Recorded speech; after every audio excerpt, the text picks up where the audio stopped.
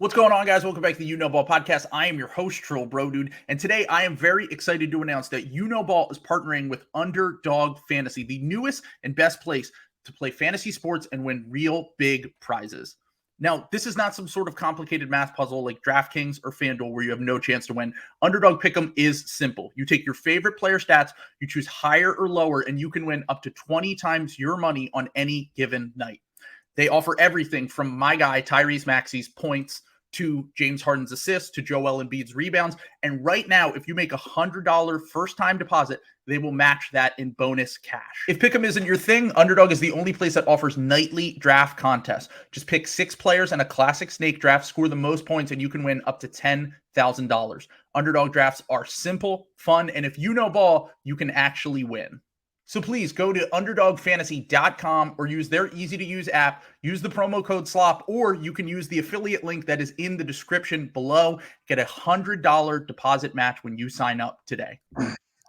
What's going on, guys? Welcome back to the You Know Ball podcast. I am your host, Trill Bro Dude, and today I am very excited to have onto the podcast. He actually recently got a new job, regular on the podcast. We have Sam Sheehan, who just got a job as the head of PR for the Brooklyn Nets. Sam, how are you doing?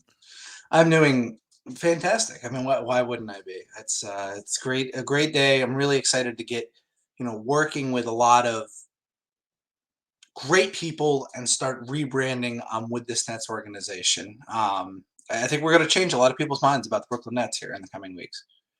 Yeah, it's been a tough few days. How have you fared in your first few days working this new job?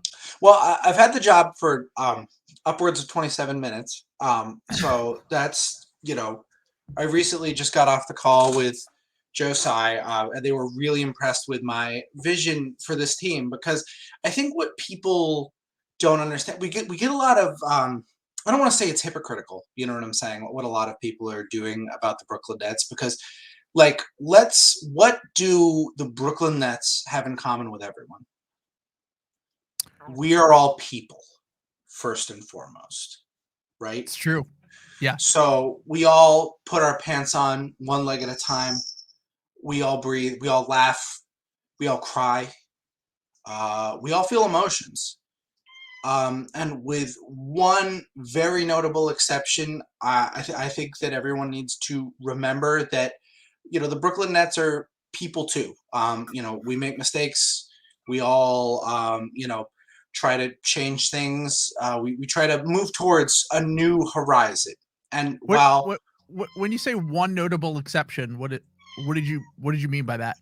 Well, there's one member of the Brooklyn Nets who just, this was my pitch to Josiah. I said, look, I can do a lot of spin, but there is one moral boundary that I will not cross personally when I take this PR job, because, of course. So you're talking about Kyrie Irving? Well, I'm just saying, as a PR representative, it's a lot like being a lawyer. You know what I'm saying? Professionally, you just have to have those boundaries. You know what I'm saying? Where morally, you've got to do the calculus on your own. And I decided myself, okay, there is one line that I won't cross. You said Kyrie Irving? Are you talking about Udoka? Ime Udoka, the new head coach? Well, no, I'm more just Ben Simmons. Because, just quitting, I think, is probably the only thing that isn't forgivable in sports. And he seems to have quit on the team. So, but I don't really want to talk about Ben. There's not really a lot to say about someone who's not seeking forgiveness. But by the way, I know that you had said you wanted to talk to me before I took this Brooklyn Nets job about 27 minutes ago. Was there something you wanted to bring up with me before that? I didn't really talk to you. I kind of sprung this on you that I had taken the Nets job. So I just, Prior to this, I had offered Sam the opportunity to become the co-host of You Know Ball full time. And did you not get my email? Oh, I thought that was like a joke. Well, same thing. I said that I didn't want to talk about Ben Simmons, but I thought we were doing a riff. Is that real? That's on the table? Yes. you would be my new co-host for the podcast. Okay. You would be able to leave the hell that is the Brooklyn Nets. Being the biggest Sixers fan online that is also a Celtics fan, I thought you would be a great fit. And I've explained this to you many times. I think that you should join the podcast full time. And you take this job defending these horrible people in Brooklyn. And I'm just completely floored here. Yeah, you know what? Actually, I'm gonna, it was mostly just I didn't want to talk about Ben Simmons, but now I'm finding out that I might have to do that anyway at my other job. So you know what? Actually, I'm gonna take you up on that. So I'm gonna, sorry, I'll have to call Josiah after the episode. But yeah, no, awesome. Let's do it. Let's lock it in for sure. So end of bit. Sam actually is joining the podcast as the new co-host. This is not a bit anymore. Sam will be Sixers. Sam will be the new co-host of the You Know Ball podcast moving forward. Very excited to actually talk about the NBA, talk about our guy Ben Simmons, and dive head first into whatever the fuck is happening with the Brooklyn Nets right now. I have no idea. I can never understand or follow this organization or understand anything that they do. I just can't believe you've got to kind of hand it to him in terms of shamelessness, because that Kyrie press conference from what was it, 2 days ago, was one of the worst handled things I've ever seen. And they decide, you know what the time is ripe for? We're going to fire Steve Nash and go get Udoka. Let's rip the Band-Aid off all at once. We've got a pretty low, it is I do feel kind of bon voyage to Steve Nash, by the way. I do feel kind of bad for him. It's funny. It is objectively funny that it started this guy is going to be a vibes commander. He's going to get everyone operating on a great thing. And then flash 42 years later, and his last game is just people having to protest anti-Semitism in courtside seats at the game. That's a life comes at you fast moment for sure. I'm glad he escaped. Who literally, when he was hired by the team, Kyrie Irving and Kevin Durant basically said, we don't really think of him as a head coach. we think this is more of a collective, and this is more. He has no authority at all. Yep. He's just a guy that he's basically here to hang out, make sure that the vibes are good, and as you said, they could not be possibly worse. just every single week, every single month, getting worse in Brooklyn by the day, and then kind of culminating with these past few days. And you said it was 2 or 3 days ago. It literally feels like a month ago in my brain. And I hate to be one of those people, but it is like a Trump tactic to do hey, the worst thing you could ever imagine a franchise doing just happened. Let's do something insane again 2 days later, which feels like a month ago at this point. As I said, it's like when Trump was president. You control the spin. As you said, the shamelessness could not get any worse. And now Steve Nash is gone. And part of me feels bad for Steve Nash, and part of me feels he literally, KD said in that press conference, any of us could be coach. One day it could be KD. One day it could be Kyrie. Hey, it could even be Jacques Vaughn, who is literally coaching the Nets during their interim game tonight before Ime Udoka takes over as the head coach. But look, I'm not surprised Steve Nash was the scapegoat. I'm not surprised. I am a little surprised that they fired him after a win. It's kind of cold. Look, all the reports going back to even when James Harden was there was that they were not getting along with Steve Nash, that they didn't like his vision. And then Harden forces his way out. It's a disaster after disaster, back to back, with Ben Simmons never playing, with Kyrie with the anti-vax stuff, and now the anti-Semitism stuff. He's just obsessed with the antis. I said he was anti-semen as a semen retention guy, but he turns out he was anti-sem something else. I got the suffix wrong.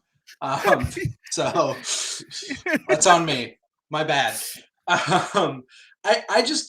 I think my biggest takeaway from this is why even start the season if you're gonna fire him like 7 games into the season? Why was he not fired in the offseason then? I Because don't. It was. this is Is it why. literally the Ime thing that they found out Ime is available? Like, is that what it was that they like found out? Okay, he's not coming back. The Celtics will let us talk to him. And like, was there back channeling going on like that? Like, how available is Ime? Is he not coming back? Like, are you guys really moving on with Missoula? Like, what's the deal? Like, because that's the only thing I could think of that would have changed. Like, how do you not acquiesce to Durant's demanding that he be fired and then fire him for a totally, honestly, is optically a worse reason than Yes. your star player demanding that Yes. he be fired? Like, I don't know. Seems crazy to me. Yeah, I think that, and look, I'm looking at it from the Sixers perspective, and a week ago we were saying who's going to be the first coach to get fired. Is it Steve Nash? Is it Doc Rivers?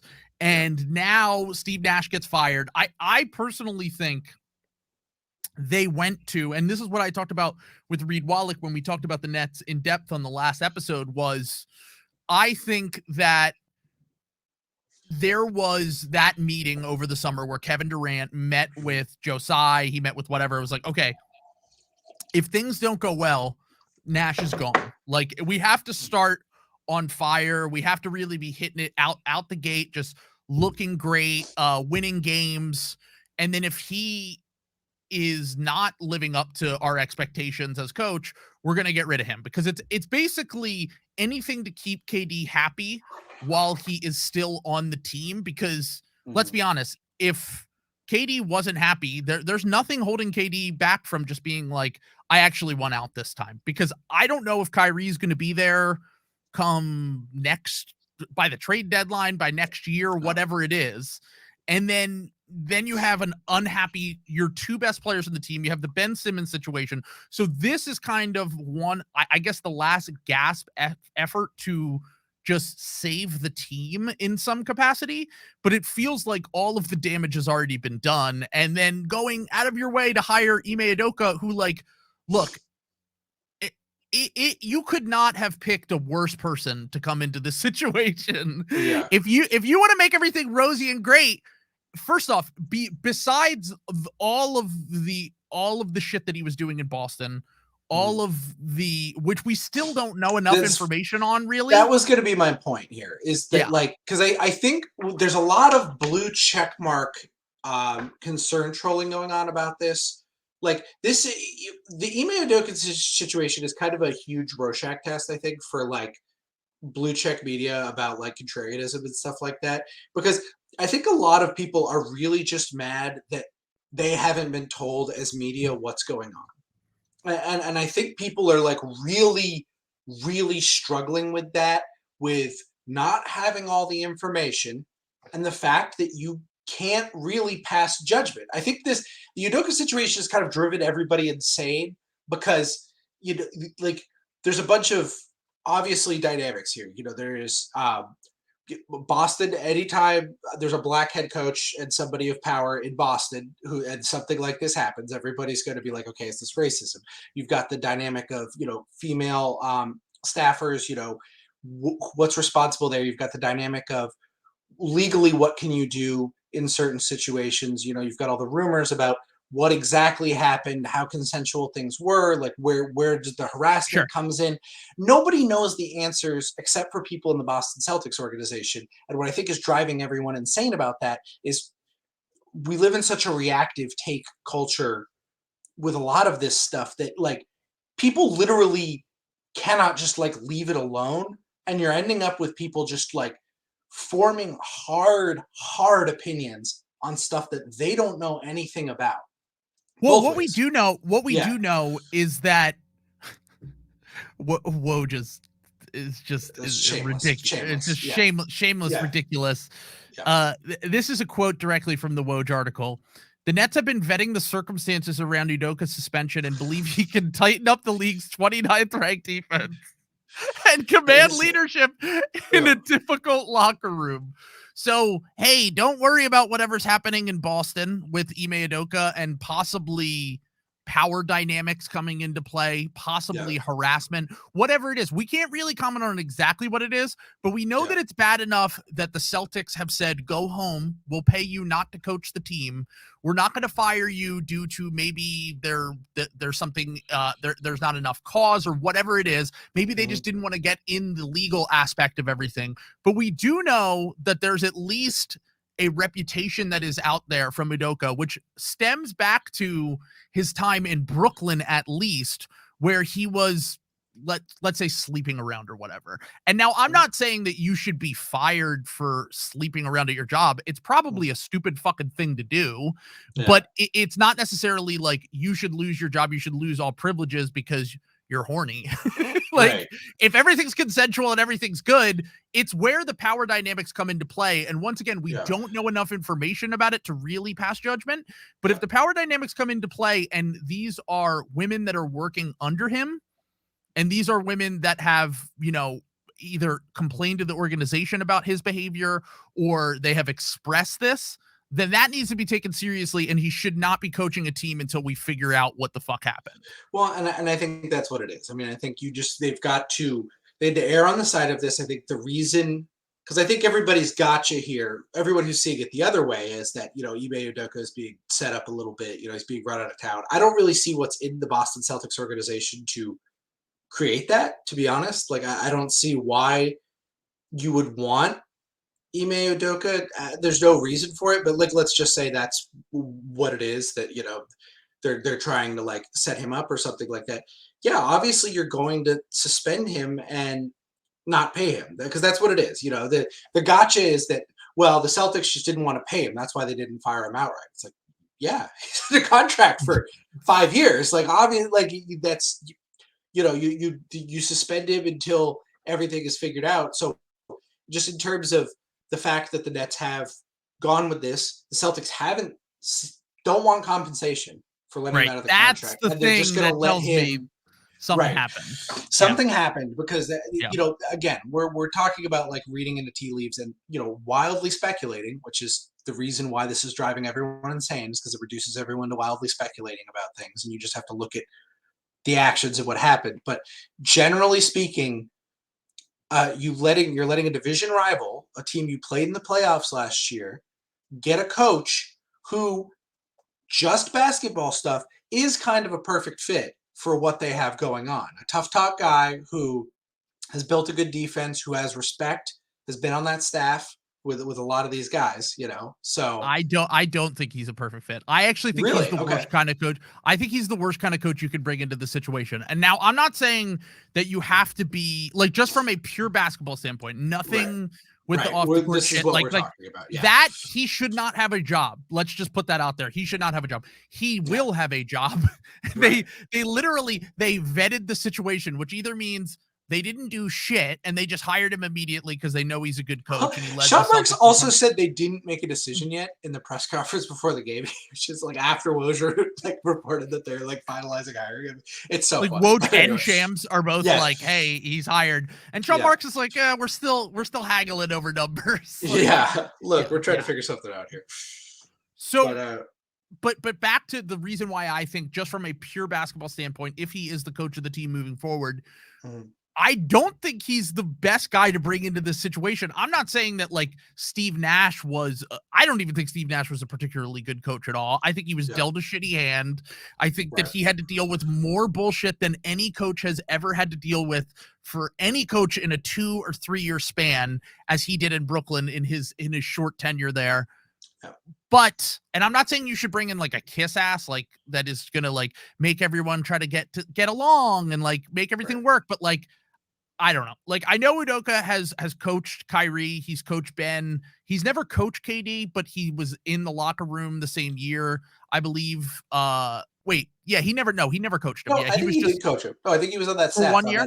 Okay, 1 year. Yeah. Okay, gotcha. No, they don't, because that was the joke the summer before they hired, when they were at Team USA, was that they had a little bit of back and forth about, we're going to lock Patty's ass up. The Boston Celtics. I do remember that. And so he has coached in some capacity. Mhm. But my whole thing is, the thing we know about Ime is that he is a hard ass. Yeah. And I'm telling you, I know Ben Simmons thinks he wants a hard ass coach.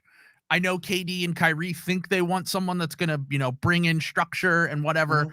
Those guys, that to me makes the situation potentially even worse, because I think that if things go bad, like if they win, if he comes in and he Yeah. can make the defense better and he can make everyone get along and they all buy in and whatever, and the best case scenario, sure, whatever. Yeah. The realistic thing that will probably happen here is that they still underperform.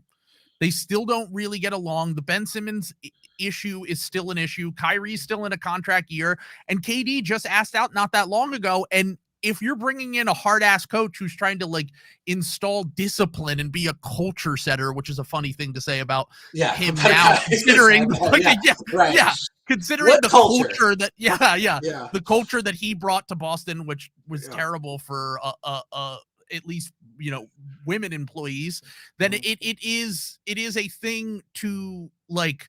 I just think that it has potential to be a disaster is what I'm trying to get at here. Like, I think it has potential to blow up just as much as it's already blown up, and then everyone goes their separate ways. So that is my point with this, because I see what you're saying, and obviously there is a lot of downside. My point is they're pretty much at rock bottom right now. Like, what is it? It's going to go worse than it has already? What, Kyrie's going to find go anti-Slav on the podium? What group is Kyrie going to target next? Like, I just don't think. I think the upside is substantial. Like, if you really want to try to make this Nets team work, why not? It's going to be gone next year anyway, because Kyrie is leaving. Like, I think everyone knows that. So why not? Stephen A. Smith saying it every morning. Yeah, exactly. Kyrie's gone. I do think because I think the main thing is respect. You know what I'm saying? And I think that Steve Nash lost that locker room when he lost the respect of some of those guys, KD and Kyrie in particular. So I think that just by having the respect of your players, like, I think they'll be willing to put up with it. But will that work 3 years from now? No, probably not. Like, we don't even know if it would have worked in Boston for 3 years. It worked well for us the 1 year that he was here, but got a lot of buy-in from the Celtics players and everything. But I was always a little skeptical that approach could work more than 1 year, but I do think it's worth at least trying in year one on the condition that you're not bringing in a guy with questions of improper conduct into your circus of a franchise that already has. That's what I'm saying. Yeah, it's like you have a ticking time bomb that you are like, you're literally just pouring gasoline on the fire with this hire, because you have Kyrie with all of the shit that Kyrie has done, the pushing this anti-Semitic movie on Twitter, basically the thing with Kyrie, and I think that a lot of people would feel bad, or I shouldn't say feel bad, would understand Kyrie more if he were able to come out and just be like, look, I fucked up. Like, there were some things in that documentary that like don't align with my personal beliefs. Right. And it became more about, you're trying to silence me. And that's not the thing. Yeah. That's the thing, is like, everyone's always against me and I'm the bad guy and blah, blah, blah. And it's like, listen, dude, shut the fuck up. You're a multimillionaire professional athlete with a platform, and you're using it in a very harmful way to a large group of people. Like, well, I think the main thing is this Nets team is kind of defined by the opposition to the media, that like all of those guys have had really bad experiences where they feel like they've been victimized by the media, like, and honestly, probably the one that has the best case is Ben Simmons, because even though 100%. he is, including me, right? That's what I'm saying. Because even though Ben has like been a mess and everything like that, like he's getting shit for basically Chuck Knoblocking like in real time, which is a pretty like minor. Once again, thing. labor hero, quiet quitting. Yes, exactly. Like all that other holding stuff out for the team, all that. Well, Katie's always, had his own like anxieties, and he's like just a fascinating character in general, and like his Sure. relationship to the media has always been a little dicey. I mean, I don't know if I really want to blame him for like getting mad at Ethan Sherwood-Strauss, but like Yeah, I it's do think in general, yeah, like, but I do think that like he has had weird back and forth with the media, and so is Kyrie. So you kind of do have this dynamic in that locker room where everyone is just like, fuck Nick Friedel. This is. I just like, want to say yeah. the one time Nick Friedel is right and standing up for what is right. Yeah. And this is the only time that they and look, I'm sure they've had their frustrations with him in the past. I make fun of Nick a lot on the podcast, but he was right in this circumstance, and they're basically like, fuck you for questioning me for posting a anti-Semitic piece of film. Like I think, and I hate to keep coming back to it, but it is kind of Trump like he's just like what Nick Friedel and the ESPN is very nasty. They were very unfair to me. Very unfair. They said big boy Nick Friedel coming in and giving me guff. No, Nick, you're gonna sit down. Get those lights off. Turn them off. Get them off. Way too bright. That's Kyrie in the playoffs every year now. Well, he'll be back on Twitter soon. So the big boy will be back. Let's go. Thank you, Elon Mr. Musk. Thank you, Mr. Musk. Reinstate free Sam Sheehan NBA. Can we get Kyrie and Elon Musk and all the brain trusts into one room and talk this out? But, I don't think the media was very kind to you. That's my Elon. It's not very good. We'll have to work on that. It's like, hold on, that sounds like that's something. A butler. That's like a butler. Yeah. I'm trying to do South African, and I'm ending up at butler, so it's not good. Mr. Bond. That's what it sounded like. Yeah, it sounds like a Bond villain. We're going to monetize the platform. $8 to be verified. You can become Nick Friedel. Take his check mark. How much money do you think that you could like? How much would Woj and Shams pay to keep their check marks? Like, boy, like Woj especially like probably $1,000 a month. I think. Yeah. I think you would pay $1,000 a month to keep his. Send that bill to New York Times and ESPN to cover your. It is very funny that Shams is technically New York Times because he's athletic and. Yeah, He could have done great with Judith Miller's role in the Iraq War. Shams destroying their thing by tweeting out too early that they didn't find aluminum tubes. The mobile labs actually aren't realistic. Shams would have prevented the Iraq War if he were working for the New York Times in 2003.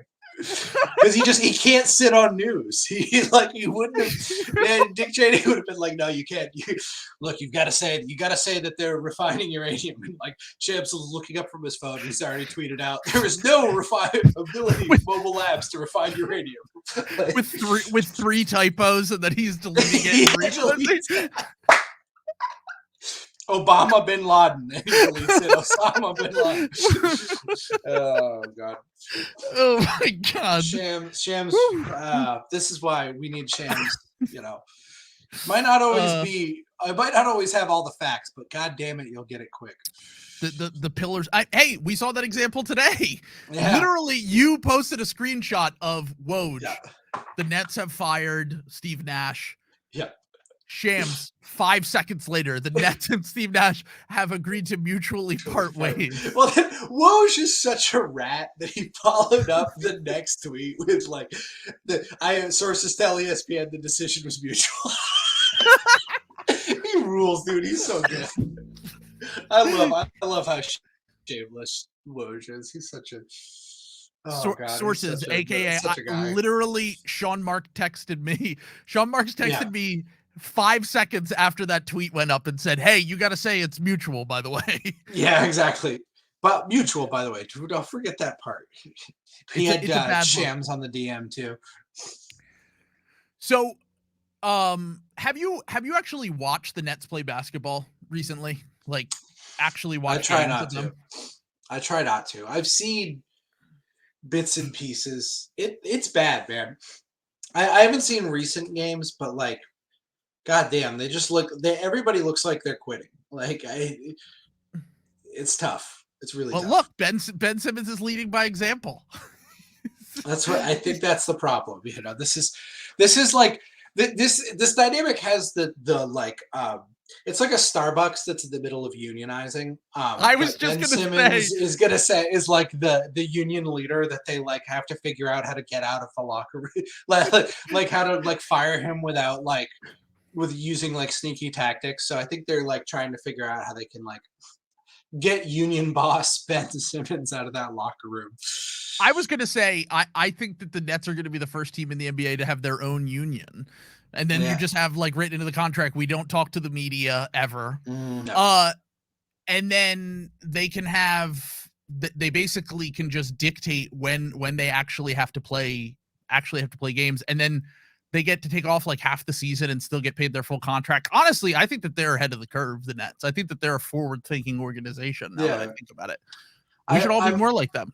Well, I'm concerned. Well, if the second that happens, Obama will make the call, and we've seen he's willing to do that. Oh, shoot it down! Yeah, when players are a little too close to getting a little bit too much, it's time to shut it down. Get Barack on the phone. There's the real reason Bill's so in on Obama. He's crushed labor early on. Bill took a lot of notes from him. That's why he knows about Obama being in on buying the Phoenix Suns. Yeah. Him and Obama have been texting about it. Both union busters. Yeah, I was just gonna say they were at the Pinkerton auction together and found one. Bill's deputizing nephew Kyle with a Pinkerton badge and gun right now. Oh god. Oh my god. Yeah, I would love to see those two hang out together. Obama and Bill, two just fucking absolute geniuses in one room. That would be amazing. Didn't he have Obama on the podcast once, or am I? I think he did. I think he did. Yeah. That sounds right. Joseph Tsai comes out and tweets, "This is bigger than basketball 3 days ago." By the way, another. And then immediately hires a possible sex test coach. Gets rid of the coach who's been around. Very clearly, just completely tapped into what is going on in the modern world. All right, so by the way, big winner of this offseason, Kenny Atkinson, man. Talk about a guy who's dodged 2 different coaching bullets and is now at the front of the line. Yeah. I didn't even think of that. Yeah. So he avoided the Miles Bridges situation, which obviously Miles Bridges should never play a basketball game again. And now he has avoided whatever has happened with the Nets over the last 2 years. He must be like feeling super vindicated right now based on the decision that was made. It's definitely, I don't know. And it seems like he's kind of at the front of the line, you know, like in terms of like when somebody needs to like hire, another like play. I feel like teams are starting to wonder about Becky. I think Becky Hammon, like coming out, WNBA champion Becky Hammon is making a lot of people look stupid for not hiring her. So absolutely. There's a lot of options out there. So I don't know. Big winner, Kenny Atkinson. I was gonna say, apparently Kenny Atkinson, wherever he goes, there's always some shit. I mean, Draymond punched Jordan Poole in the face not that long ago, so he did go back to the Warriors, right? I'm pretty sure he's back with the Warriors. Yeah. So that's funny that's kind of the most minor incident. And like when like in most seasons that would be a year-long thing, and they've got to be like, thank God. I wonder if the Warriors just like they were like, hey, Kevin, we need a favor. We're getting a lot of bad PR right now. We are going to send you an Amazon link. We need you to show this to Kyrie just so we can change up the news cycle. That's all you need to do. The rest, it'll take care of itself from there. But just, show him this movie. And then we're good. We don't need the conspiracy theorists running wild with this one. It was an inside job. Kyrie. And if you could just let him know about Alex Jones, the result of his trial too, and to bring that up, I think that would just, a little icing on the cake, just to get some of the heat off of us with Jordan. Hey, by the way, have you seen this InfoWars clip from 2002 in this 9/11 documentary? share this. Can you please share this with your best friend? God. It's all just other teams sending Kyrie stuff. Like, hey, Kyrie, check this out. Yeah, exactly. Sending Kyrie. Kyrie is going to be on the next one, being like, a DoorDash camera in Texas saw a chupacabra. They're real. It's just one of those things where like the light is clearly hitting the thing wrong, and he's just doing cryptids. I think that's the next step for Kyrie. We need to get him off of like offensive stuff and get him back to fun stuff, like Bigfoot. Yeah. Things that don't really affect people, just kind of fun conspiracy theories. Right. Or even like DB Cooper, like what happened there with Kyrie in the offseason. You can go look for the plane, find out what happened to the the Barefoot Bandit, like stuff like that, fun stuff. Kyrie, there's plenty of inoffensive conspiracy theories that you can follow, and Kyrie, I'm no longer part of the media. I've had upwards of 28 minutes in PR experience. So give me a call. We can work on this. We can get this together. Thank you. You're so brave for offering your services like that. So last thing before we move on from the Nets, because just from a basketball perspective, the Nets are winning right now against the Chicago Bulls. They're up 1 in the fourth quarter. They are. I personally think this is going to end in disaster. I personally think that this is kind of a Hail Mary attempt to save the team, to save the Kevin Durant, Kyrie Irving version of whatever this is. I've watched a lot of the Nets so far this year. I don't think they're as bad as their record. I don't think they're as bad as their net rating with the starters. I don't think that this team is like I think they'll make the playoffs if they stay together. Like I don't think that they're going to totally tank. They just have too much talent, and getting a new coach in, regardless of how shitty he is off the court, it could be good for at least getting them into that play-in range. Right. So where do you think the Nets are in net rating in the league right now? It's got to be bad. I mean, I just want to say that I have looked at their net rating a lot. If you remove the Day'Ron Sharpe and Ben Simmons minutes, it's actually pretty good. They're tanking anytime Day'Ron Sharpe or Ben Simmons is on the court. But I would say overall in the league, they're probably 25th in net rating? 27th. Yeah. Only the Clippers, Pistons, and Rockets are worse. And their defense is really bad. They're right in between the Lakers and the Clippers. That's kind of the Clippers the Lakers actually have a better net rating, which is mind-boggling to me. The Lakers have a better net rating than the Nets? Yeah. Wow. It's tough. As of now, negative 6.4 per game for the Nets, negative 5.2 for the Lakers. I just want to put this in perspective. With Ben Simmons on the court and no Day'Ron Sharpe, the Nets are a negative 10 in 164 minutes. With Day'Ron Sharpe and no Ben Simmons, the Nets are a negative 21 in 44 minutes. Okay. With both Ben Simmons and Day'Ron Sharpe on the court together, they are a negative 44.5 in 22 minutes. Oh. So I do think that once Day'Ron Sharpe is out of the rotation, which he pretty much was before Ben was out, they moved Ben to that small ball 5.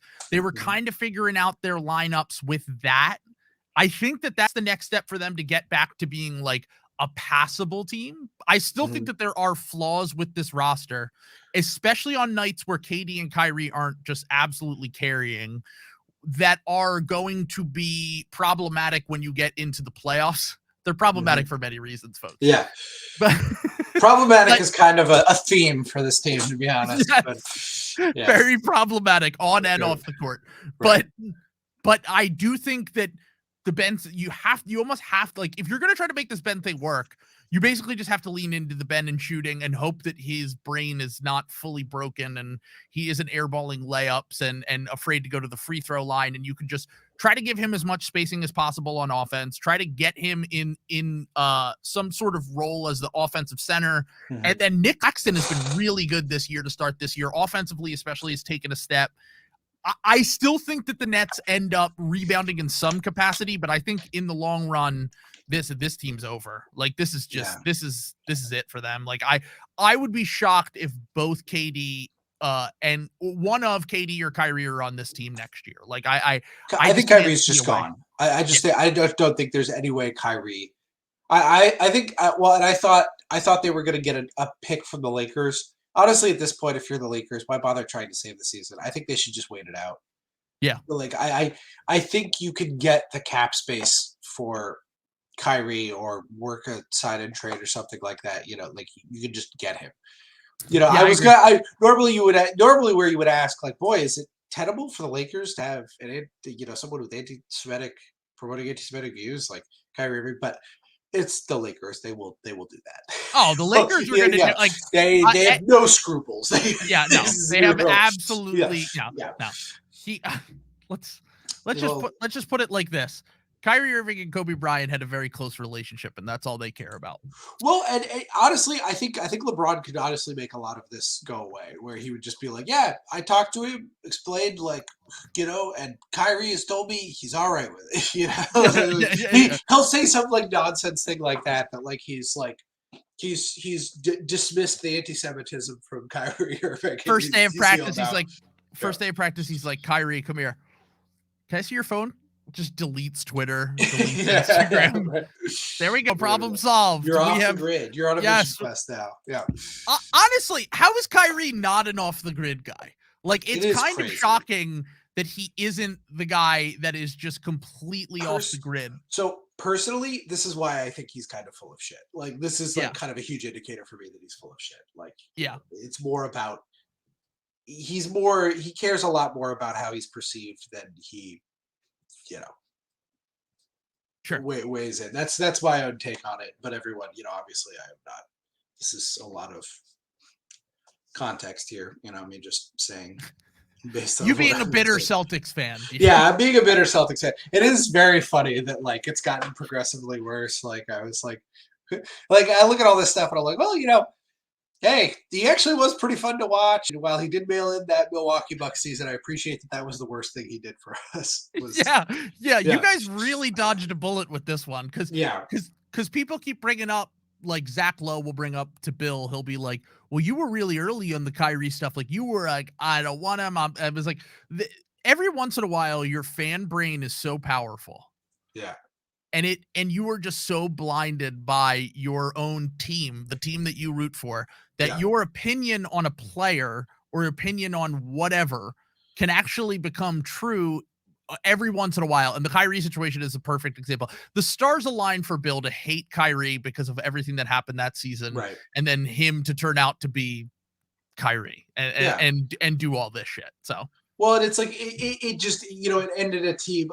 Kyrie, I mean, I stand by what ended that early Celtics team was that the Gordon Hayward injury was so devastating on so many levels and broke like a bunch of shit in timelines. But I mean, the real way we almost traded Jason Tatum for Anthony Davis, which would have been like a half-year rental. Like, can you imagine? Like, oh my God! Can we go back in time and do that, please?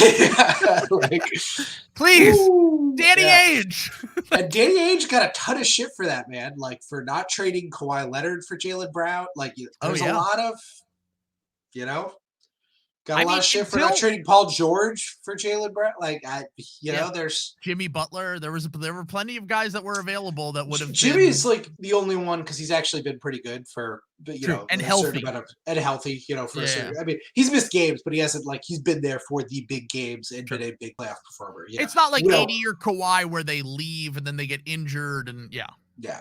Now, would he have threatened to fight Brad Stevens? And Brad Stevens would have gone, "Oh, God, good golly gosh!" Maybe that might have happened, but I don't. Yeah. Yeah. Well, yeah. You guys would have had to trade for Udonis Haslem, and it would have. Really Jesus. 2 first-round picks for Udonis Haslem. I'm telling you, most important player in the NBA. Before we go on our Heat Pack rant, that was supposed to be the main focus of this episode before the Brooklyn Nets decided to blow everything up this week. Yeah. We have to talk a little bit about the Sixers because I've been saving this. I think that on the next episode of Bill might be releasing right now. I'm not sure if he has released his episode yet, but I think that Bill's about to drop. Listen, Kyle, turn the TikTok camera on. Kyle, turn the TikTok camera on. Do we think the Sixers are better without Joel Embiid? Is this a Ewing theory? Is it now the Embiid theory? Is this now? Yes. That is 100% going to happen in some capacity. Yeah. I'm not saying he's going to I think eventually he loves to do this thing, and he's doing it with the De'Aaron Fox thing right now, where he talks about they should do Russ and 2 firsts for De'Aaron Fox. And I'm like, the Kings are never going to do that. They just literally built everything around De'Aaron Fox. I think that's a bad idea, but they've already bought so far into this. There's no way they're ever doing that. But deep down that it's really his opinion or what he wants to happen. Because over the summer when the Jaylen Brown rumors came up, he was like, no, there's no way. We're not going to trade Jaylen Brown for Kevin Durant, who's, one of the 15 best basketball players of all time. And I talk about him all the time and love him and blah, blah, blah. But the second that Joel Embiid looked unhappy after the second game of the season, he's like, could the Knicks trade for Joel Embiid? That's what's so funny to me is he's not even proposing. Why would it be the Knicks? There is literally no reason besides the agent stuff, which he loves. That's the only thing that he has a tip on. Well, the theory was that why would they pass on Donovan Mitchell? And then I'm like, well, maybe because they're just the Knicks and they do stupid shit a lot. I don't know. And I wasn't even the biggest go after Donovan Mitchell, get Donovan Mitchell if you're the Knicks guy. But it doesn't mean because they pass on Donovan Mitchell that they know that Joel Embiid is going to ask out. I wouldn't be shocked that if in the next few years that if the Sixers and Joel Embiid comes to some sort of mutual agreement that hey, maybe the window's passed for us and you can go to another team. I think the Miami Heat would make a lot more sense. His friend Jimmy Butler's there. He's Jimmy Butler and Embiid are good enough to at least win the Eastern Conference and we would be turning the knife in the side of Sixers fans, but going to the Knicks makes literally no sense unless you know that they can get another star. Oh God! Why oh God! I just thought of it. What? The Knicks are going to trade for Joel Embiid inside Kyrie Irving in free agency. You think that's what it is? No. So who are you guys getting? Well, I guess that's what's driving me crazy about all this is it's what would that Knicks package even look like? They could trade you all of their good players and it wouldn't make sense. Do they have good players? For jail. Is RJ Barrett good? Are we still pretending? I mean, my thoughts on Jalen Brunson, so yes. I'm gonna move on. And also, we have no use for Jalen Brunson, by the way. Right. We have Tyrese Maxey and James Harden. James Harden is at an age where you can't do a pick trade. That just doesn't work on any level. I think you're in the same scenario you were in last year with the Ben Simmons stuff. Yeah. Where we would never do that trade unless there's some sort of, hey, we'll give up all this shit and it goes to a third team and then third team sends us X. But once again, that stuff, I think the Sixers doing as well as they have recently, they're now 2-0 without Joel. Yeah. They are 2-4 with Joel. Now, keep in mind, they played the Washington Wizards in one of those games without Joel. I don't think that the Wizards are mid and if not just flat out suck. And the Raptors, that game was a little bit more surprising because they had just got their ass kicked with Joel a few nights before. I think that the Raptors, especially an out of shape Joel Embiid, are a particularly bad matchup for the Sixers because they're just going to run you to death. They're going to send a ton of guys at Joel. They can't do offense. They need to run to have any offense. Yeah, exactly. And Joel being out of shape, this, to put it in perspective, this Sixers team is not better without Joel Embiid when Joel Embiid is Joel Embiid. Yes. Joel Embiid has not been Joel Embiid to start the season. Yes. He's been lazy on defense. He's been out of shape. He's been, he's had some scoring nights, but it doesn't really feel like he has the impact that he has had outside of maybe one game so far this year. And if Joel gets back to, maybe the foot is bothering him, but if Joel gets back to who he is, then the Sixers are going to be really good. Like, and this is something that I was saying even through the first few games. I'm like, I refuse to believe that this team is not talented enough to get to be top 4 seed in the East or whatever it is, even as deep as the East is. Honestly, it reminds me a lot of how the Celtics started last year's season when Jason Tatum was shooting like 18% or whatever for like 2 months. You know what I'm saying? Like, this just happens. You know what I'm saying? And I think the worst thing that you could do is even considering a panic trade to where you might piss the star off is like one of the worst things you can do. So like it's absolutely ridiculous. Personally, I mean, I would love it if the Sixers traded Joel Embiid because it would definitely make their team worse. So 100%. Absolutely, like delightful as a Celtics fan for me, but that's not the right move. That's not going to happen. I think that there's a clear path for the Sixers to be a good team when Joel is in shape and he gets a little bit more used to a new role where he does not need to do everything. He's been the Sixers problem solver for 5 years now, and he finally can just play defense, and they don't have to post him up. You know what I'm saying? You could run pick and rolls and score at will. What are their I think their pick and roll numbers with the Celtics game, they ran like 4 times the Harden Embiid pick and roll. And it scored like at least got to the line. Yeah. It was like 1.6 points per possession. It was like insane. And it has been ever since. And I do think that there is something to be said. And this has been the one thing that Joel has been really, and I think that he will get better with it with time over the course of the season. But the one thing that has been annoying me a little bit is the fact that when you are that MVP level guy, when you are the problem solver, when you are used to being the hub of everything, it's definitely got to be a little bit weird when James Harden is commanding the ball as much as he has. Everyone loves Tyrese Maxey, and I'm sure Joel does too, but it's got to be a little bit threatening to him. Like, this is my team. And I understand that perspective of it. But when you're watching the team and for the first time in your career, they're winning games without you, they're winning the non-Joel minutes for the first time that I can ever remember. Ever. Like, they never win the non-Joel minute. Like, they might break even. Like, what was the Raptors playoff? There's like a staggering Raptors playoff stat. It was like a plus 90 and like, and they were like a negative. I mean, it was insane. They lost the series in like I think he didn't play like a total of like 30 minutes in that 7-game series, and they lost the series with him being like a plus 90, like something like that. It was a staggering stat. Like, it was crazy. Yeah.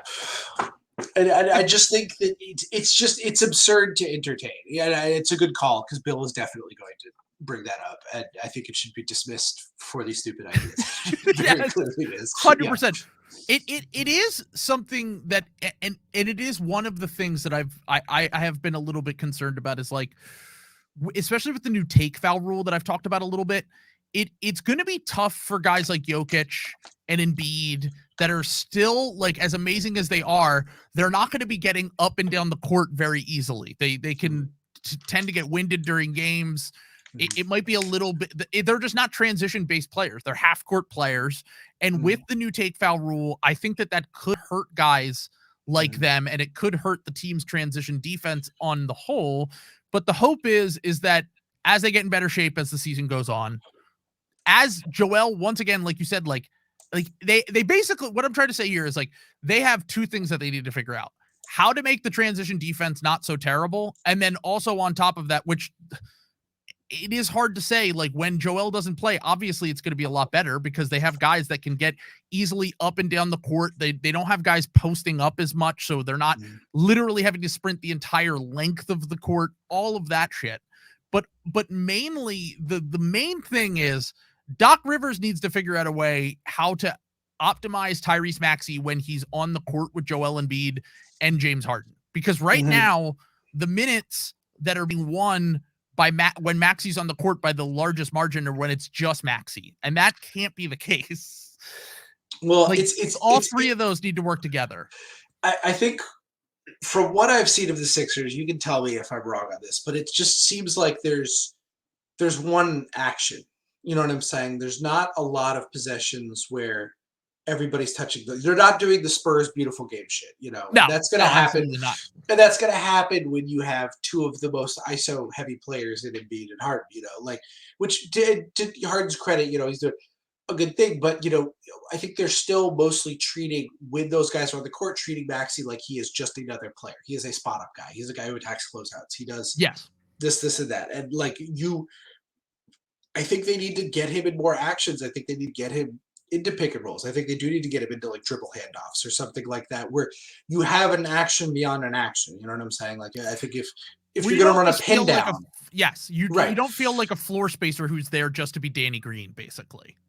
Right. Well, you have three guys who can do a lot, who are very dangerous with the ball. You need to action. The Warriors did this very well. You start out with Draymond, Clay screening for Draymond. You've got like Steph running around and someone back screening for him, or you've got a sliding doors action at the top of the thing. You've got Joel coming up and setting at the nail on a switch. Like there's all kinds of stuff you can do, and just Doc Rivers.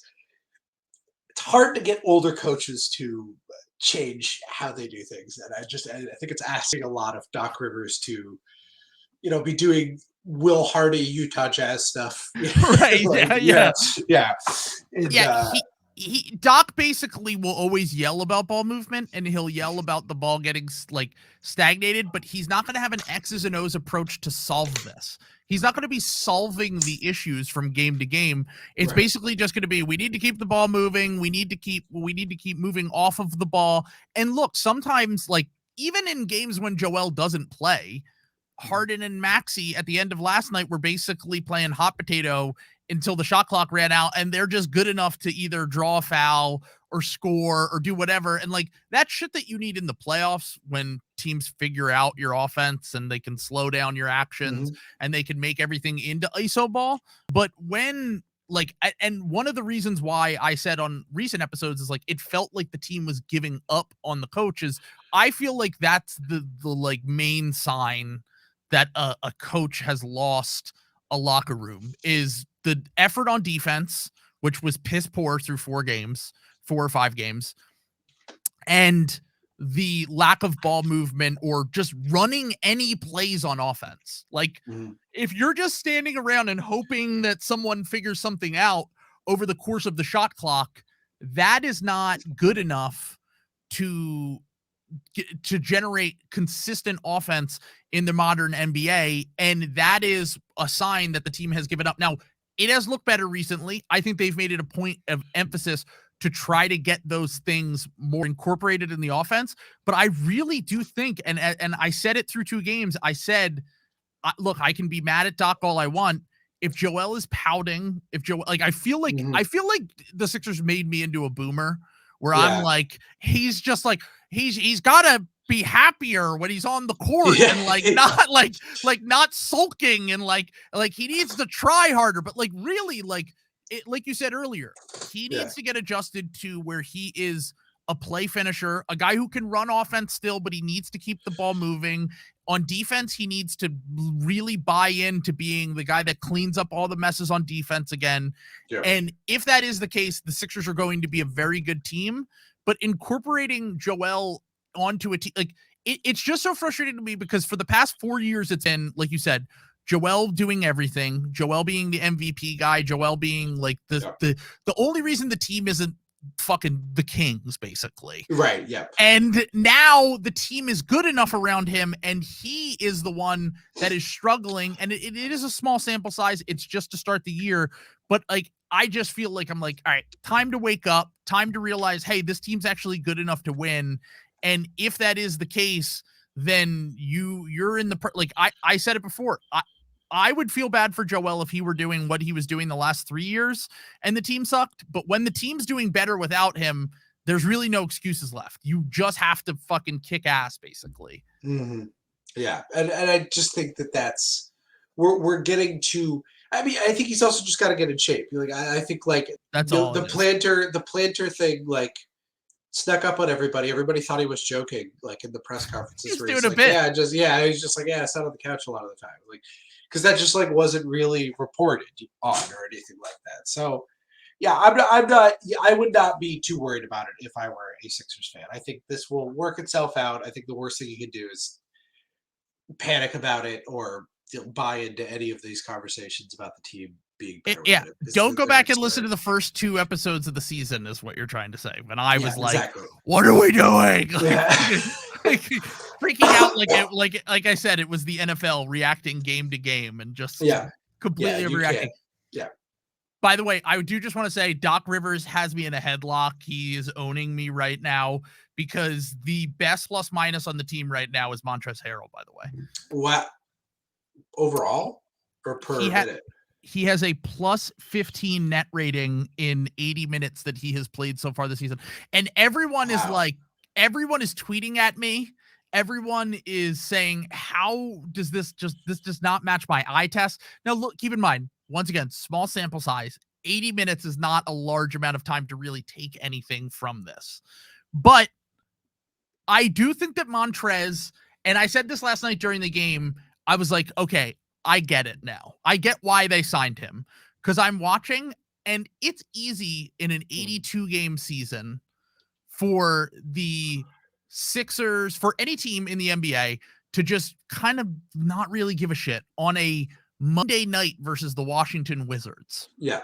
Yes. I'm not going to give a fuck at all about what is that game. I'm completely overlooking it. Then you have a guy like Montrezl Harrell who doesn't have an off switch. Yeah. Who just comes in and is going to make hustle plays. You know, look, he tries on defense. It's not always great results because I just think that he's a limited defensive player, but he's going to try really hard. And sometimes he's going to generate turnovers. Sometimes he's going to be able to get the team out running. And then offensively, when he is not playing as poor, like he can't play in the Celtics games. He can't play in the Bucks games, which if you had a normal coach would be totally fine. He would be like, oh, we just know we can't play him during those games. Yeah. We know Doc will go down with the Montrez ship, and that is the problem. But Montrez himself as an energy bench guy is totally fine for 15, 20 minutes a night when you're playing the Hornets and the Wizards and the Kings and these teams that no one gives a shit about. He'll win you 2 to 3 games a year just with what you're talking about. Like, because he's done it to the Celtics on other teams. Like he did it to the Celtics on the Clippers where – like if you don't have the effort that night, he'll just out effort you and they'll win. Like exactly, he'll have 30 and 13 or something like that, like out of nowhere, and like you'll just because people just don't want to work on a Tuesday night. Like exactly, I'm not gonna like I'm not gonna box you out every time down the court. This is not the playoffs, but not to Montrez, baby. No, Montrez is showing up every single night. He's putting in the work, and that is the thing that I now get. But my main thing has been any other coach, this is fine. It's not fine with Doc. It's never fine with a coach that's so stubborn that they would literally rather lose their job than not play their guy. And he has proven before that is the case. Maybe I feel like an idiot because I feel like we're going headfirst into a wall, and I can already see round 2 or round 1, whatever it is, whenever the Sixers play the Cavs or the Heat or the Bucks or one of these teams that has a good coach that figures out, hey, we're going to go at Montrez literally every play on defense, and they're going to have no answer for it. And Montrez, who was like a negative 150 in like 200 playoff minutes with the Clippers, will happen once again on the Sixers. Well, at least Doc didn't get fired for that. So there's no history here. There's a history of that. Yeah, so there's no history. We're good. Yeah. So I have to say, so shout out the one guy that has been absolutely lived up to expectations. Like we'll talk about 2 other guys right here in a second, but the one guy that has lived up to expectations is DeAnthony Melton, who is honestly like the 4th best player on the Sixers already. He just does everything that you want a role player to do. He's I joked about this. I was watching the game the other night. Not only defensively is he doing what you want like Matisse Thybulle to do, generating turnovers, being really good on the ball, switching, doing everything that you want, rebounding, doing everything you want your role player to do. But he also on offense is doing what everyone like Kevin O'Connor has been dreaming of Ben Simmons to do for his entire career. He's setting ball screens. He's doing the Bruce Brown role where he's setting ball screens. When they put 2 on the ball, he's able to slip out. He can make plays out of the short roll. He can score. Like, he is a really, really awesome role player and a great get. And I'm shocked still that it only cost them David Roddy. Yeah. Who I love David Roddy, but come on. Yeah. Well, I was going to say, those end of the first round pick, that's how the Celtics, that's kind of the move now, is if you can get a guy who's kind of under contract for 3 or 4 years, who's not just a rental, getting like a solid rotation guy for those end of the first round picks. Thank you, Derek White. Thank you, Malcolm Brogdon. It's helpful. Yeah.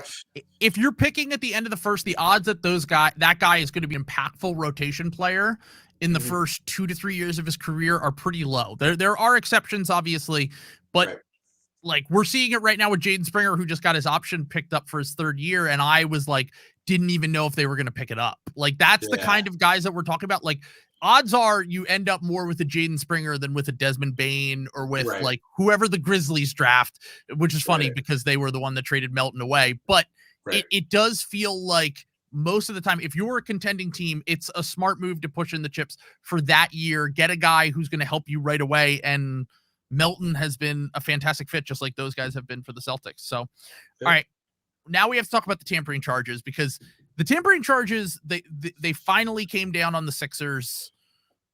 They concluded their investigation, and the NBA took away the 2023 second round pick and their 2024 second round pick for talking to PJ Tucker and Daniel House basically before free agency began. They probably called PJ Tucker the day after the Heat lost. Yeah.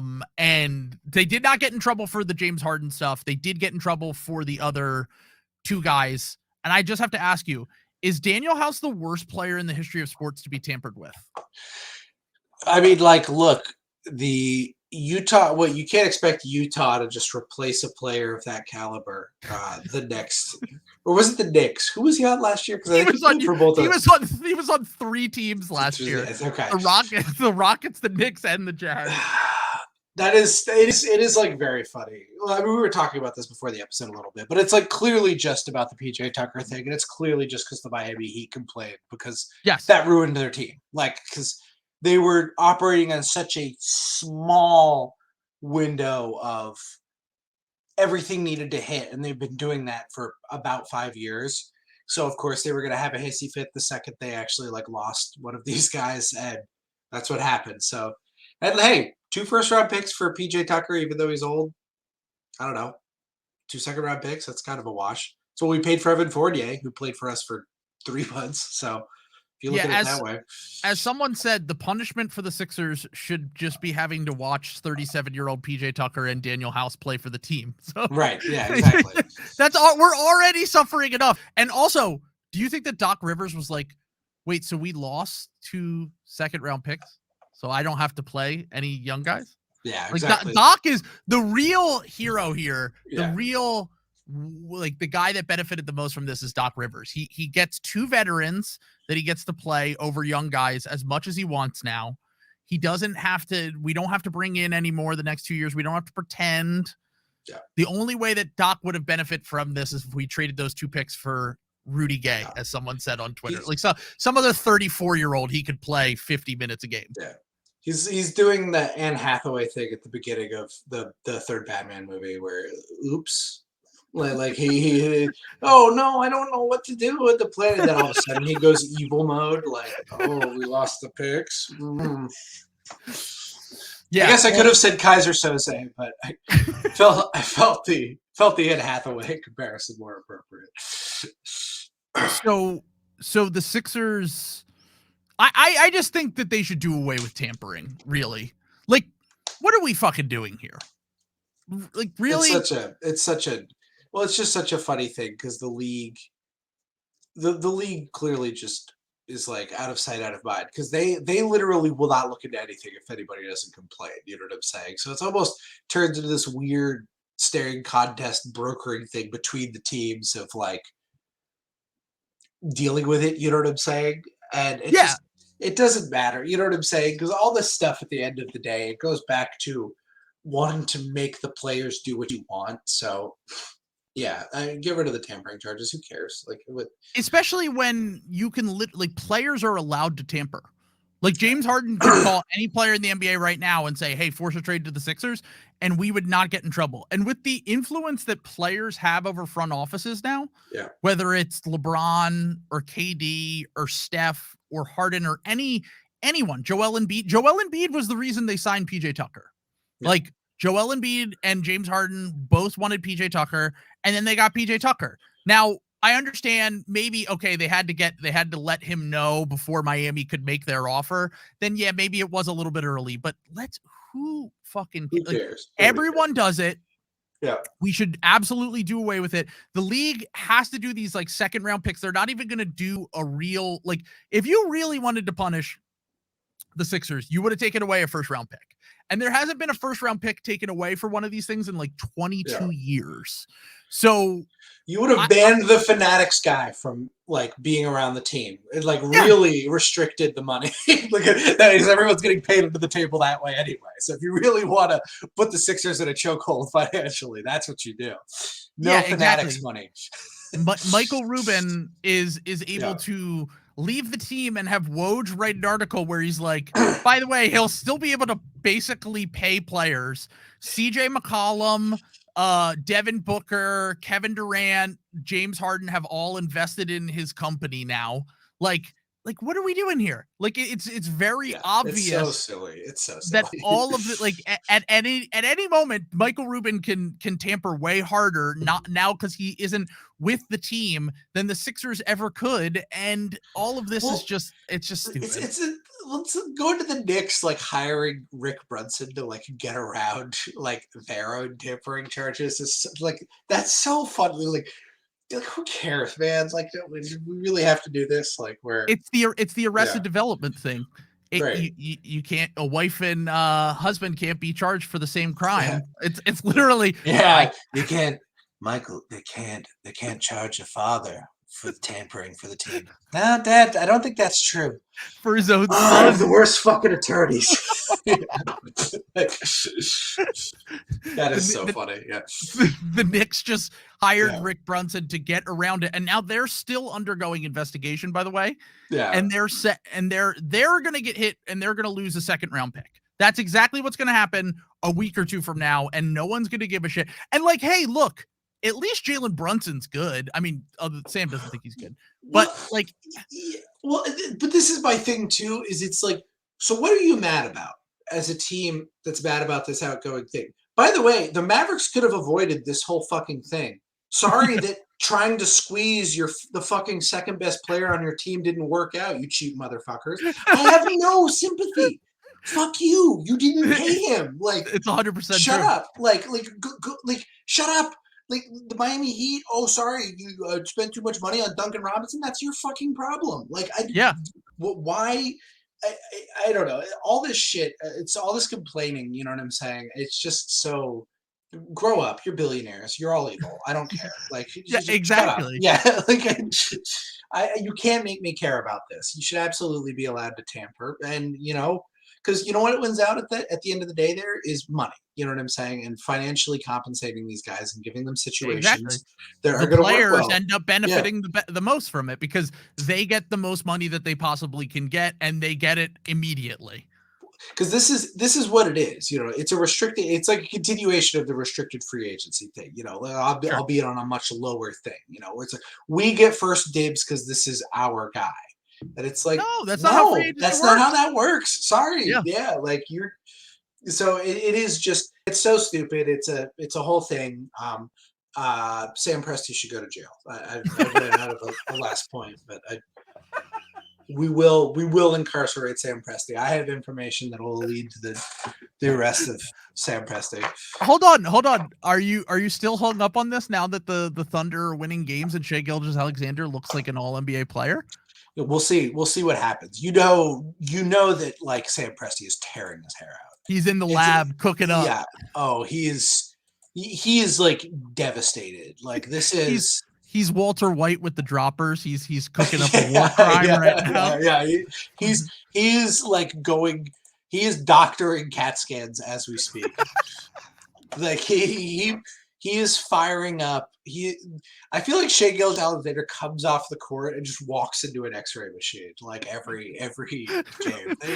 They want anything, any damage, any like. He's gonna be the most. He's gonna have superpowers. He's gonna be a Marvel hero. They're gonna have Shai Gilgeous-Alexander just because of prolonged CAT scan and X-ray radiation from Sam Presti testing him after every game, just desperately trying to find something to put him on the injury report with. That's why he's breaking out this season, actually. Yeah, no, he has superpowers. His superpower is having a shin angle.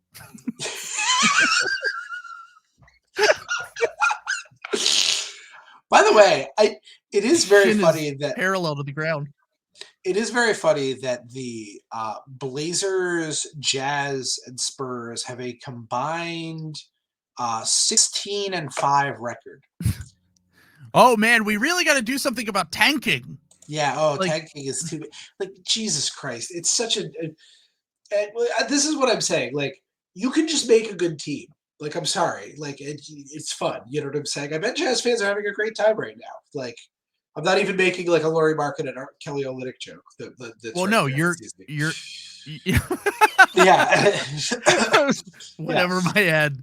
Yeah. Our two best players were white. Oh my god. Beautiful. Oh my god. It's like, oh god, no, you're getting rid of Bogdan. Who's coming back? Okay, never mind. Oh, interesting. Kelly Olynyk does. I love him, and I mean this in the kindest possible way. He does have Mormon energy. I feel like he would live out there. Like, I don't know. I'm pretty sure Kelly Olynyk has a long-term girlfriend, Doris Berry. She does multi-level marketing like now. Like, this is a great opportunity for her to like really get into the multi-level marketing scheme. She could be doing Avon tomorrow. Like, that could really supplement. They could have like a Giselle Tom Brady type thing where like Kelly can take the cheaper contracts because she's making so much money. She's like, sure. Yeah. So because really a Mormon witch. Yeah, well, become the kingpin. Well, Mormon witchery is MLMs. It's their horoscopes. You're an Avon Rising. Yeah, you're sign up for Cutco. Your Cutco moon. Yeah. An Avon Rising. All right, I don't want. Right, I don't want witch. I was gonna say I'm not pissing off witches. I know you're witch talk. I don't want to be on your bad side. Witch talk. Yeah, don't piss off witches. Yeah. So let's go. Let's end the episode on a high note and let's trash on the Miami Heat a little bit, which was supposed to be the main focus of this episode. Birdman hands rubbing together. Let's go. All right, wait. We have to check the score of the Miami Heat game because they are playing. Okay. Oh, the Bulls beat the Nets, by the way. They beat the Warriors. They did beat the Warriors. Sad. So they're 3-5 really now. They're not. The Warriors had 15 points in the fourth quarter. Okay. So Sam might be feeling a little bit vindicated about his Warriors preseason predictions here because the Warriors are now 3-5. Their defense looks like absolute shit. They just let up 116 points to the Miami Heat. Max Strus had 24 points tonight. Yeah, Jordan Poole was negative 23 in 30 minutes. Oh my god. Duncan Robinson had 17 points. Oh my god. Tough. This is tough. Gabe Vincent was plus 29. Very funny. With 4 points. So, to be honest, though, you can predict that, though. The Heat are kind of a perfect team for slowing down the Warriors because they have rat mode in their bag. You know, like 100%. Rat mode, they can engage rat mode at will. Like, when the Celtics played them, I forgot how Kyle Lowry, while he's having a bad season, he still has that rat mode gear. He can go 100%. Rat mode at will. Like, he's -3. He was still a -3 tonight. Yeah. That's tough. But he can. You're right. He can gnaw at your ankles at any given moment. You can just. Lowry has the ability still to have an impact on a game in the most annoying way possible, that you have to host an NBA podcast to enjoy watching it. He set the culture for making the Raptors the most unwatchable team in the NBA, that only like the 75 people that host a national podcast actually enjoy to watch. But so far the Heat, so they're now 3-5. I said before the season, I felt like this was the last year of the core that they currently have with Jimmy, Bam, and I would say Hero. I wouldn't even include the other guys in it because I think Lowry's a shell of himself. I think Robinson's only there because they couldn't get off his contract. And I think that the rest of their guys, who knows, maybe they'll have the Heat thing where the second that they get paid, they turn into not as good. Like Max Strus and Gabe Vincent are nice, fine role players, but are they going to turn into Tyler Johnson, Duncan Robinson, guys who the second that they get paid after being developed by the Heat turn out to not be these great NBA players that they thought they were going to be? And Tyler Hero only played 10 minutes tonight. I don't know if he got hurt or something, but that's weird. He must have got hurt. Yeah, he must have got hurt or something like that, because that's why Max Strus had 30. But I mean, that's the credit to the Heat. So when they played the Celtics, my takeaway from that game was, because I've made a career of being an online troll to Tyler Hero. I think it's laughable that he won 6 Man of the Year. I don't think he's very good. All the usual hater stuff. He actually, much to my chagrin, I have to admit, he looks like he's a much improved defender this year. So like, there's less fakery in him being a good player this year. Like, he's actually earning some. He's not been as bad on defense as I kind of thought he would be. That said, the Heat are, broadly speaking, kind of cooked, and I think this is kind of what happens when you have all these guys who are expensive and you haven't really drafted that well. Oh, eye injury for Tyler. Were they playing the Raptors? Ooh. But got him. Justice for Darius Garland. Justice for Darius Garland. By the way, Cavs, I'm feeling very vindicated not backing down from my Cavs over block. So they're quite good. Who'd have thought? But long story short, I just think the Heat have been living on borrowed time for like 3 years now. Like this, they've kind of like, they never really did a hard reset. Like they went right from that. Those Goran Dragic, Hassan Whiteside, Kelly Olynyk. Who else was overpaid on those rosters? All the guys we talked about, James Johnson, like all those guys. Dion Waiters, I think, was there for a hot minute. Like they went from those teams that were like perennial first round exits. I think Dwayne Wade might have even still been on the team for some of those. They went from those teams that were ultimately underwhelming to this soft reset where they get this sweetheart trade from the Sixers where who was it? Josh Richardson and I'm gonna throw up. Let's move off that part. Move on. Sorry, we got a cat in the mix right now. So we've she's a huge Jimmy Buckets fan. Yeah, she heard about Jimmy Butler. So we had so they kind of get this soft reset. They hit on Bam. People would argue they hit on Tiro. I say the jury's still out on that. And then they've just kind of preserved themselves with kind of these Max Strus, the Duncan Robinsons, the Caleb Martins, finding these end of the bench guys who are become NBA starter 6-man quality guys. So I feel like they've been living on borrowed time for a while anyway, and they lucked their way into the finals.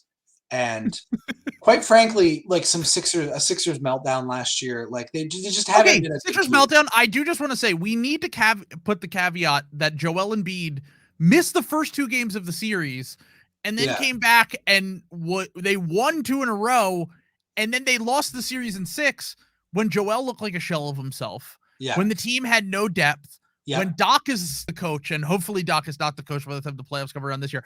I'm not saying that they would have won that series, but I think that series was closer than people give it credit for, just due to the fact of all the circumstances. Well, and just like the bubble season, the bubble thing was a freak. I still don't know how the Celtics lost that series. Like that is one of the most frustrating, mind-boggling series of all time. That Eastern Conference Finals. The Heat were gifted, like we just talked about, injured Sixers, and then the Celtics coming off a Bucks series, which is just, it's punishing. I'm sorry. Like, if you beat the Bucks, you get a lot of teams have been beating the Bucks, but there is a real fucking physical cost to playing the Bucks 7 games and playing Giannis 7 games in a row. Like, and it made the Celtics pretty vulnerable to rat mode. So I think they've had a lot of things go their way, and I just think the quality of the East, like we talked about in our preseason previews, why I thought a lot of this stuff, the East is just better. Like, you just can't get away. Rat mode can only get you so far, and I think that the league's talent is just too strong. So rest in piss bozos. Enjoy the play-in is what I would say. So yeah.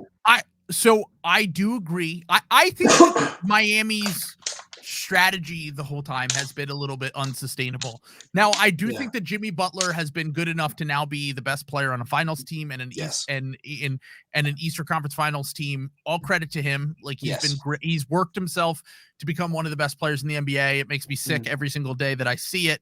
But I have to give credit to him. I think that the thing with them and I think the whole, like they said on the broadcast the other day, they're like, the Miami Heat, they have 10 undrafted players, was what they said. Yeah. And I was like, that's kind of scary if you're a fan of like I understand that they unearthed these undrafted gems or whatever. Right. But like, if my team has 10 undrafted players, how sustainable is that winning in the long term? Because a lot of the times those guys can regress and become unplayable in the playoffs, like Duncan Robinson. Like, it's not to say that undrafted players can't be like blue chip prospects, but there's a reason why their blue chip prospects are blue chip prospects a lot of the time. Yeah. And I feel as though you can only SPO your way to victories so far before there is a ceiling on that. And coming into this season, I felt like the ceiling for the Heat was like the second round, which I think that last year could have also possibly been that had the Sixers not had bad injury luck. Also, maybe they would have beat the Sixers. I don't know. Maybe they were an Eastern Conference Finals team, and I'm just not giving them enough credit. But long story short here, they are now starting Caleb Martin at the 4, which I don't even know how that's workable without PJ Tucker. They need to swing some type of trade here where they can get like a starter level guy. And they basically need to hope for in-house improvements from all of their young guys in order to be in that conversation. And I just think that, like, if I were stacking up the teams in the Eastern Conference right now, I would put them like 5th or 6th, maybe. Like if we're talking about like in a playoff, like, I'm definitely taking the Cavs. The Bucks and the Celtics are just undeniably better. Like, they're very obviously like. Coming into the season, I was like, I don't know, are the Heat in the Sixers tier? And look, the Sixers haven't had the greatest start. I think that they'll, over the course of the season, prove to be a better team than the Heat. I think the Cavs are definitely a better team than the Heat right now. I think that I think you're really getting down to that disaster Nets tier, that Raptors, Hawks, and they're in that group. And that just doesn't really, like, I just can't see a way that they can, as you said, rat mode their way to another conference finals without some sort of major trade happening in the season. They either need to go get Jay Crowder for nothing, which I don't even think is possible with their contracts, or they need to go out and trade Bam or trade Bam and Hero in a year from now and get like a legit superstar level player. Or I just don't really like, I think that this could be the end of this run for Miami, just because, like, what, Jimmy's 32 now? Like, I just don't know how it's sustainable at all. Like, Bam is not that guy to carry a team. So they have 1 first round pick owed.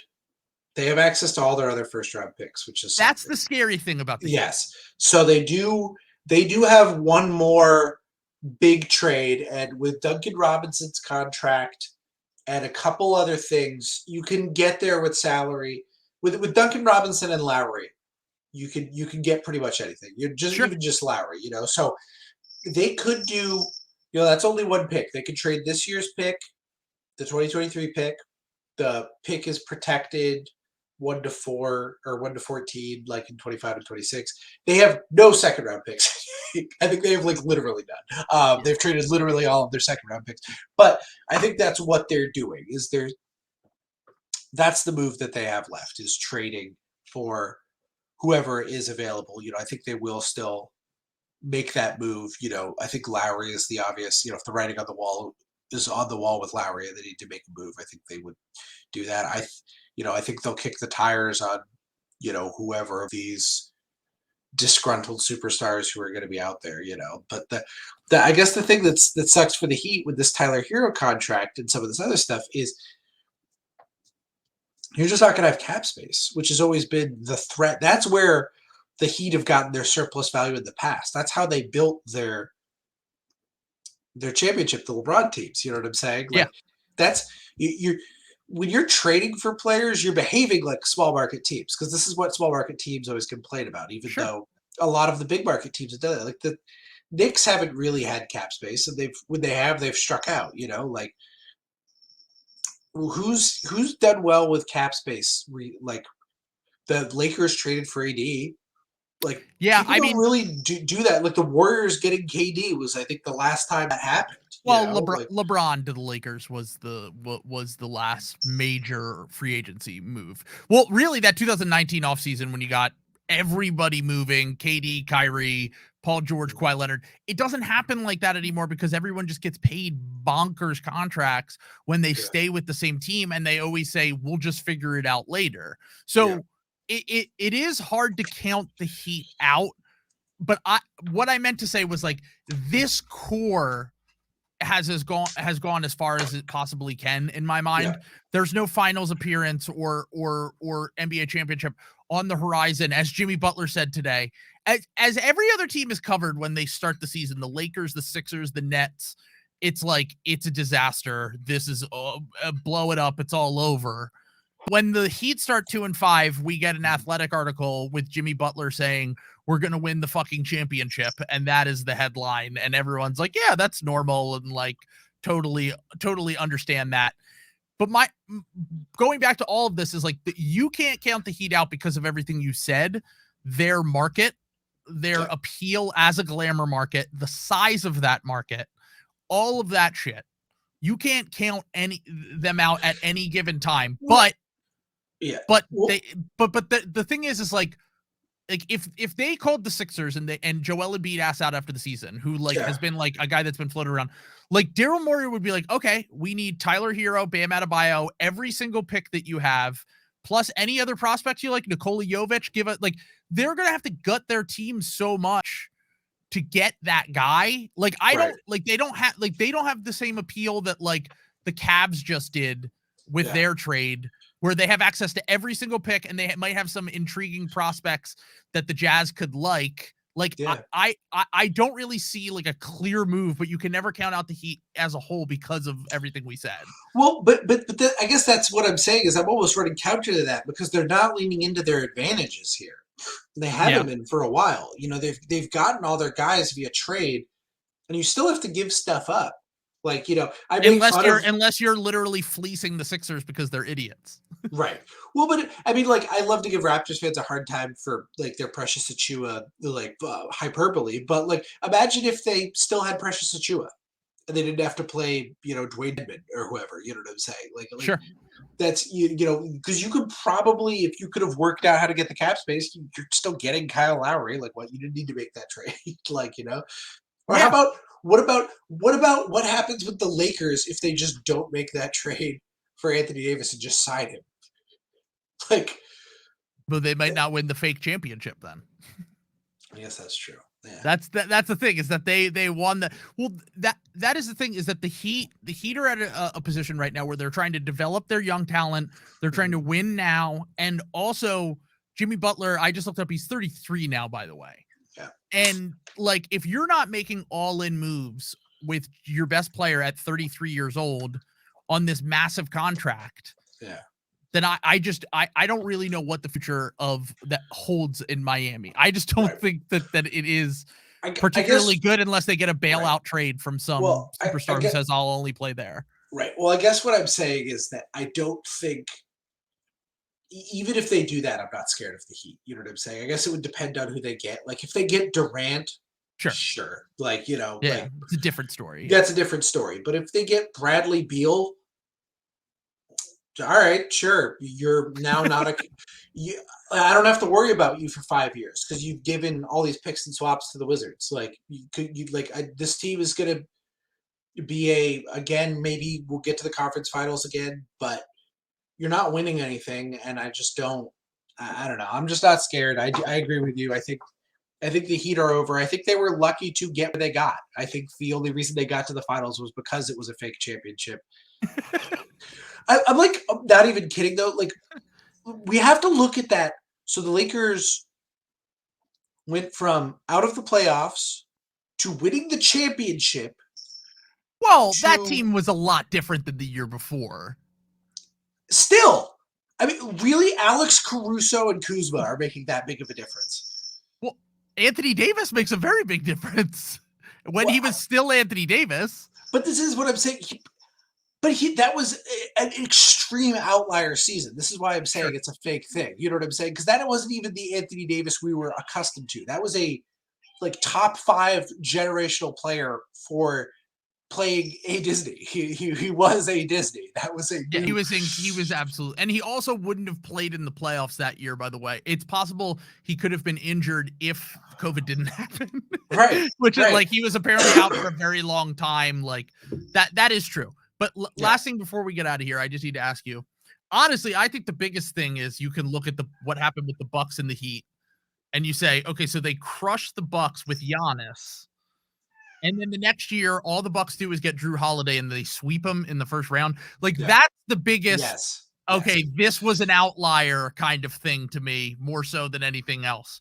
Yeah. But my last question for you with the Heat is, do you think it's more likely that a year from now we're talking about Jimmy Butler on a different team, or and they just decide to go, we'll cash in with Jimmy and we'll try to rebuild with our young core, maybe get some cap space, maybe try to plan for the next 5 to 10 years with Bam Adebayo, Tyler Hero, whoever else we can get in the draft and develop? Or do you think it's more likely that they end up trying to get that second star, whether it's like, I hate to say Joel Embiid, but someone like that, where they try to get either Bradley Beal or Zach LaVine or whoever it is, and they try to make that push and get back to a conference finals or a finals? I think they still think they can. Oh. Weird. Man, not having luck with this episode.